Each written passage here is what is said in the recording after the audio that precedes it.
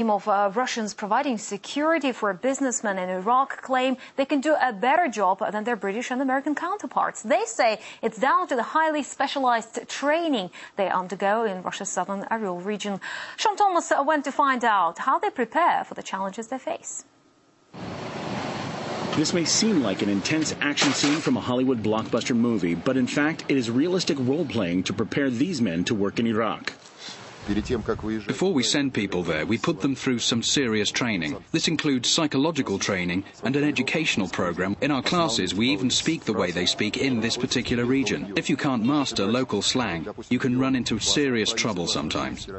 And to avoid such trouble is the chief responsibility of this group. These men are from the anti-terror group Orel. Much like their infamous American counterpart Blackwater, they guard Russian engineers and businessmen operating inside Iraq.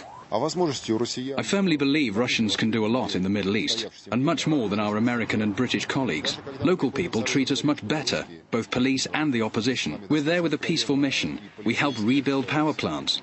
These guys go through very specialized training, sometimes under very rough and intense conditions, but they're true professionals at what they do. But to understand exactly why they do this work, you have to take a look at the men who do the job.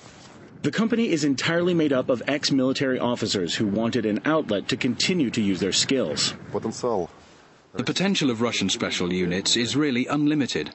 The reform, with all its mistakes, left a good number of skilled professionals without a job. And even though they have a soldier's background, one of their main strategies is a unique form of diplomacy. We establish a good relationship not only with the Americans and the British, but with Iraqi police and the National Guard as well. To be frank with you, even with opposition forces.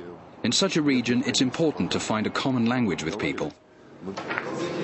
The Orel team considers their mission a peaceful one, making every attempt to restrain from using force, even under stressful conditions. It's hard when you're driving and you're tense and all of a sudden you see a boy running across the street ahead of you with a plastic bag. You can't help it. You get scared.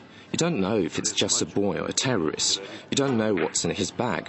That is too hard. The most important thing is not to panic, not to pull the trigger.